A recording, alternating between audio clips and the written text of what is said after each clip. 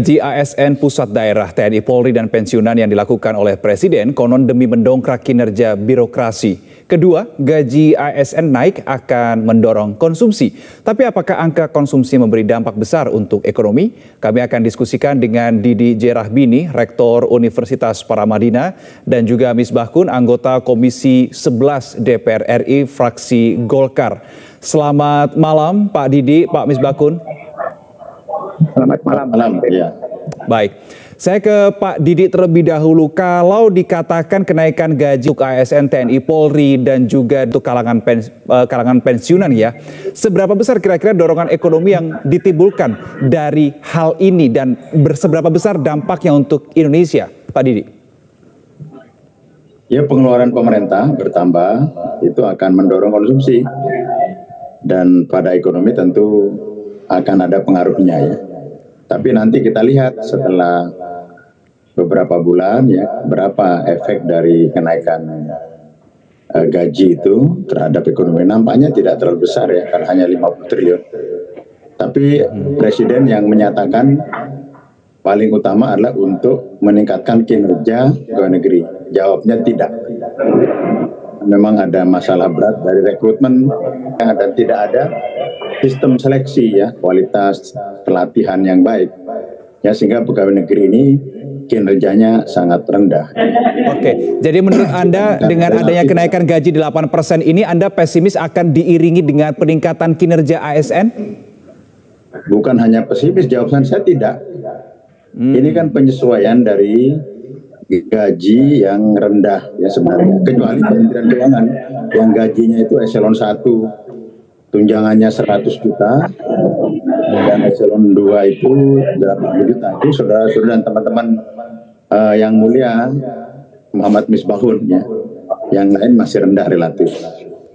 Oke. Tapi saya kira momentumnya tidak tepat ya, karena ini pengeluaran untuk pemilu akan besar ya, pembayaran utang masih besar ya, dan ini dicurigai untuk membeli suara, meningkatkan popularitas yang sebenarnya sudah tinggi ya, karena Presiden Joko Widodo selama 5 tahun itu mengeluarkan 3.000 triliun untuk pengeluaran sosial.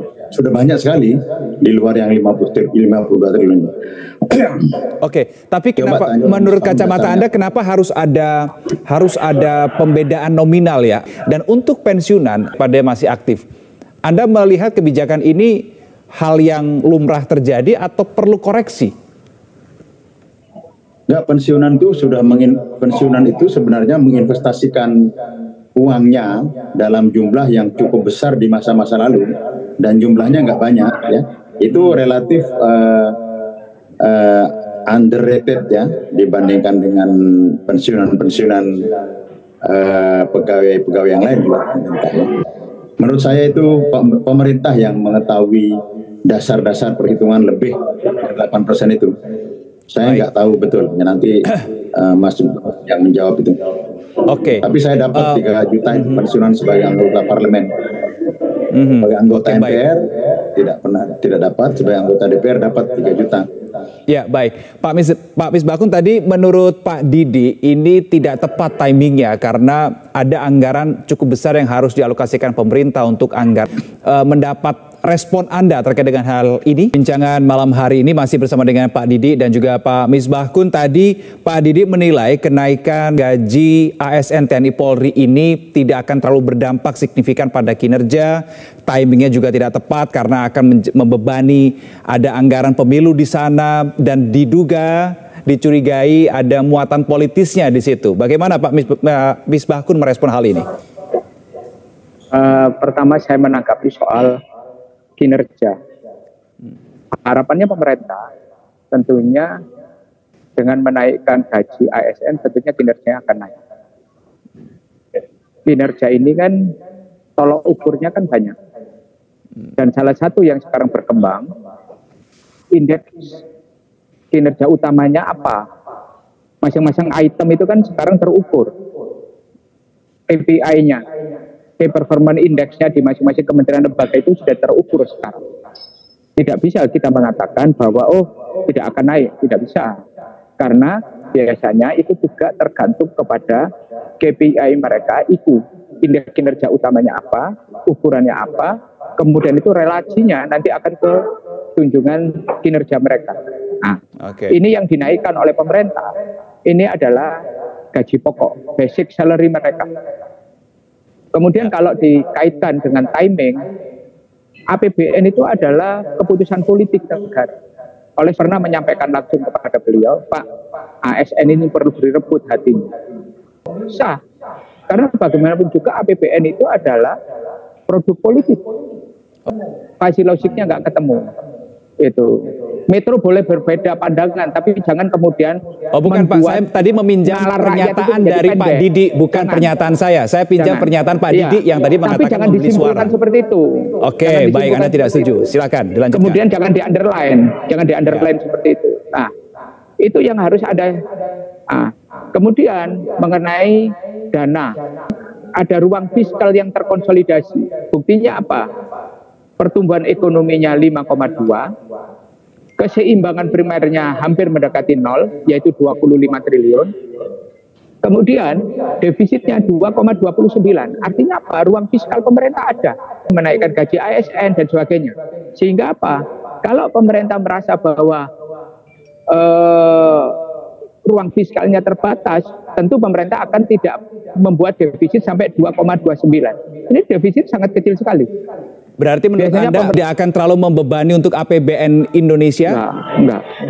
Apalagi size APBN kita sudah melewati 3.304 triliun. Belanja seperti ini 52 triliun, menurut saya masih ada di dalam ruang fiskal yang ada. Sekitar 100 masih ada di dalam ruang fiskal yang memadai. Semuanya masih well planned. Sepanjang kondisi-kondisi yang diinginkan oleh pemerintah, geopolitik, ketidakpastian, tapi masih kita bisa manage dengan baik, menurut saya masih oke. Baik, oke. Saya ingin minta pendapat Pak Didi bahwa kenaikan masih dalam range yang aman untuk postur APBN. Anda setuju dengan pernyataan dan juga penilaian dari... Saya tidak mengatakan tidak aman. Ya. Saya mengatakan tuh momentum, kemudian pegawai negeri itu apakah ketika naik gaji akan meningkat kinerjanya? Saya jawab tidak, karena memang sejak awal proses-proses rekrutmen itu guru, pegawai negeri di daerah-daerah itu dilepas sembarangan, kecuali beberapa kementerian atau lembaga tertentu yang hanya ada di pusat seperti BI itu seleksinya sangat berkualitas, ya, kemudian kementerian luar negeri dan beberapa yang lain.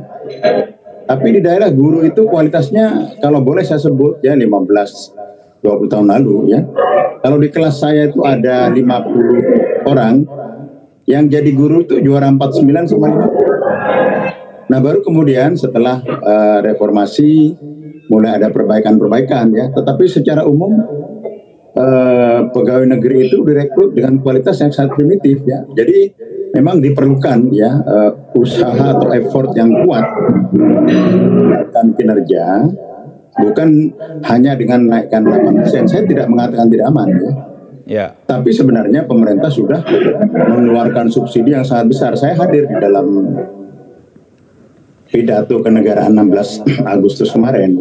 Dengan bangga Presiden Jokowi sudah mengeluarkan pengeluaran sosial 3.000 triliun. Itulah pengeluaran sosial terbesar, tergolong terbesar di muka bumi.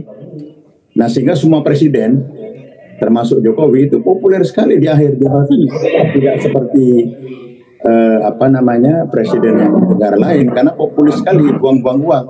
Dan sekarang ikonnya itu Pak Misbahun ini tahu sekarang, IPOR itu sekarat sekarang. Diperlukan 2 kali sumber daya untuk meningkatkan pertumbuhan 1%. Dan sekarang infrastruktur itu sekarat semua, kayak Waskita Karya dan lain-lain.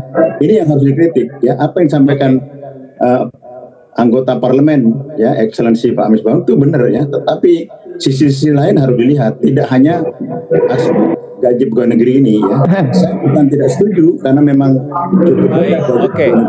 Baik. Ya, Pak Misbahun silakan ditanggapi pernyataan dari Pak Didi ini. Saya gini, apa yang disampaikan oleh Prof Didi juga benar, bahwa pemerintahan ini tidak sempurna 100%. Ada hal-hal yang perlu diperbaiki. Pertama, saya ingin menyampaikan soal tax ratio. tax ratio kita masih 9,2%. Dan ini butuh sangat serius langkah-langkah yang struktural. Bagaimana membangun jalan kinerja soal menaikkan tax ratio. Tax ratio ini kalau kita naikkan sampai ke level 12-14%, utang kita nggak akan sebanyak ini. Nah ini yang harus jadi concern. Sama tadi yang disampaikan oleh Pak Didi soal ICOR. Itu memang kita menghadapi masalah dan itu menjadi pekerjaan rumah yang harus diselesaikan. Sama dengan apa yang terjadi di BUMN Karya. Karena apa? Pola pemerintah bagaimana mengerjakan proyek-proyek infrastruktur ini mengalami perubahan desain. Tadinya BUMN Karya ini yang kerjaannya hanya menjadi Republik Indonesia. Tapi sebagai seorang sahabat, seorang saudara, sebagai seseorang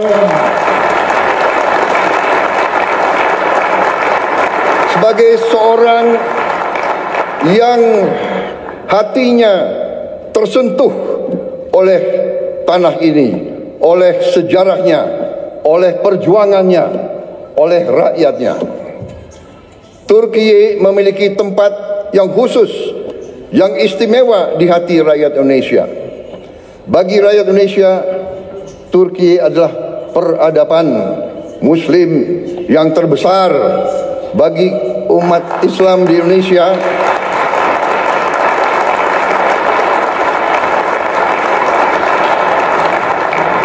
bagi kami Turki adalah penerus dari peradaban Osmani, peradaban Ottoman.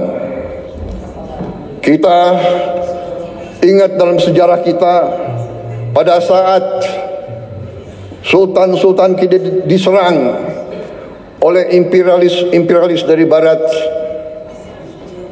Kekaisaran Ottoman mengirim bantuan, mengirim senjata, mengirim tentara, mengirim penasihat.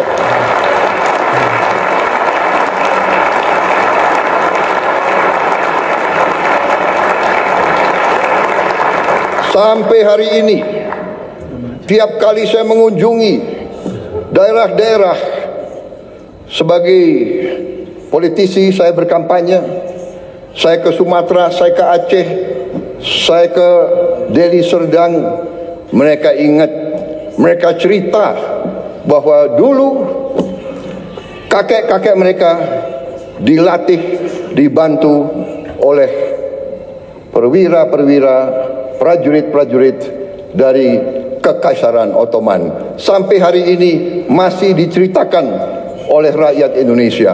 Jadi itulah hubungan kami. Itulah kenapa saya datang ke sini.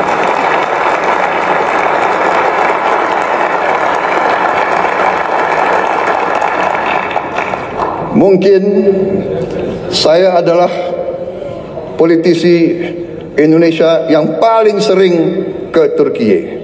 Mungkin pemerintah Anda bisa mencatat, hampir tiap tahun saya hadir di Turki. Terima kasih rakyat Turki menerima kami dengan hati yang terbuka dan dengan tangan yang terbuka.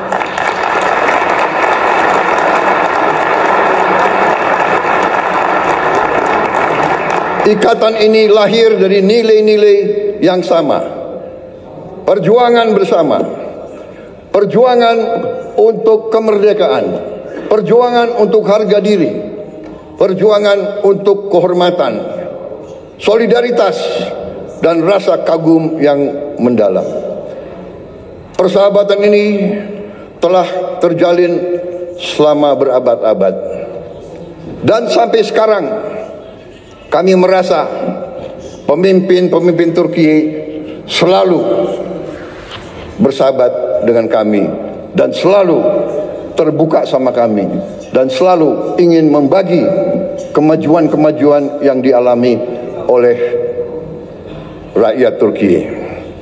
Saudara-saudara sekalian, Majelis Agung yang terhormat, kita merasakan bahwa saat ini keadaan dunia penuh dengan ketidakpastian. Kita merasa sekarang bahwa terjadi penindasan oleh bangsa-bangsa yang besar terhadap bangsa-bangsa yang lemah. Kenapa saya bicara begini? Saya merasa kami di Indonesia melihat sikap Turki, kepemimpinan pemimpin Turki yang tegas membela mereka yang lemah, yang tegas membela perjuangan rakyat-rakyat yang tertindas, terutama saudara-saudara kita di Palestina.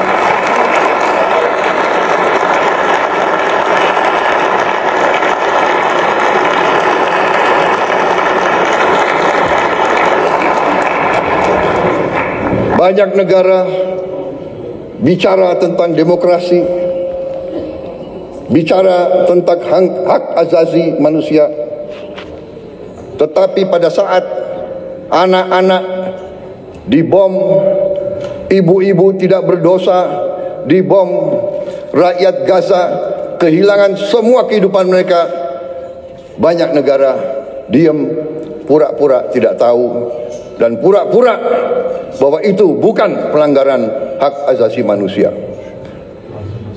Turki punya sikap yang tegas, karena itu kami merasa ingin bersama Turki membela keadilan, kebenaran di dunia yang sekarang penuh ketidakpastian.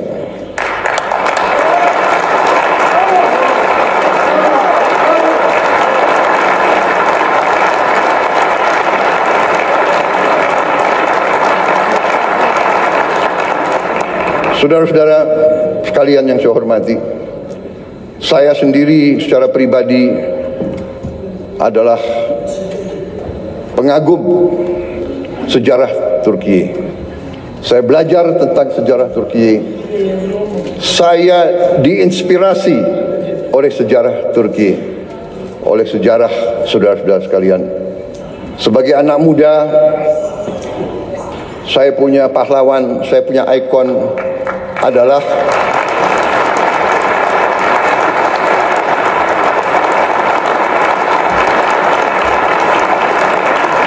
sebagai anak muda, pahlawan saya, ikon saya adalah Mustafa Kemal Atatürk.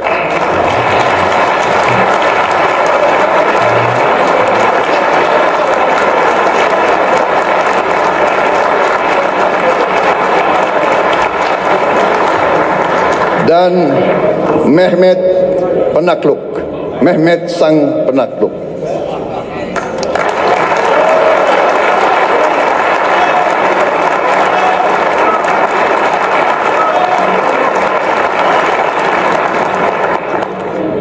Saudara-saudara sekalian,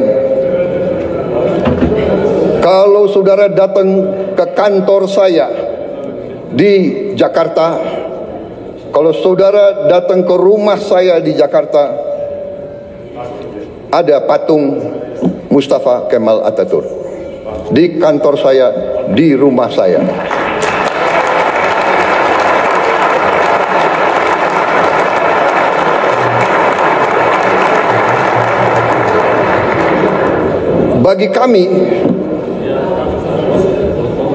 Bagi kami, tidak hanya di Indonesia, saya bicara di Global South, di negara-negara yang sedang berkembang, Mustafa Kemal Atatürk adalah sebuah ikon, sebuah contoh keberanian,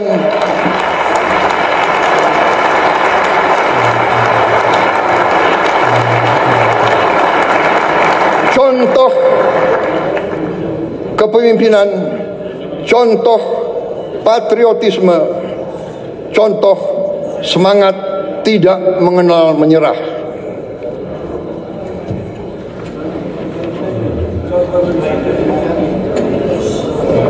Saudara-saudara sekalian, karena itu dunia saat ini, keadaan geopolitik saat ini di dunia, menurut pendapat saya memerlukan kepemimpinan yang sama, kepemimpinan penuh keberanian, kepemimpinan penuh kearifan. Saudara-saudara sekalian, Turki dan Indonesia harus tampil, harus kuat. Saudara-saudara sekalian, kalau kita bekerja sama,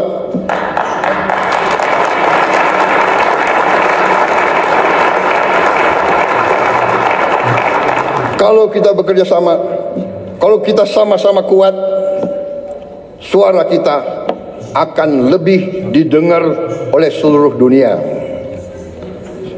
Saudara-saudara sekalian, saya sedang memimpin Indonesia menuju suatu transformasi yang besar. Kita ingin memperbaiki ekonomi kita. Kita ingin membangun pemerintah yang bersih dari korupsi, supaya rakyat Indonesia bisa hidup dengan baik. Karena itu, saya ingin semakin dekat dengan Turki. Mari kita bersama-sama kerja. Mari kita bangun kesejahteraan rakyat kita bersama untuk kita menuju keadaan yang lebih baik di abad ke-21 ini.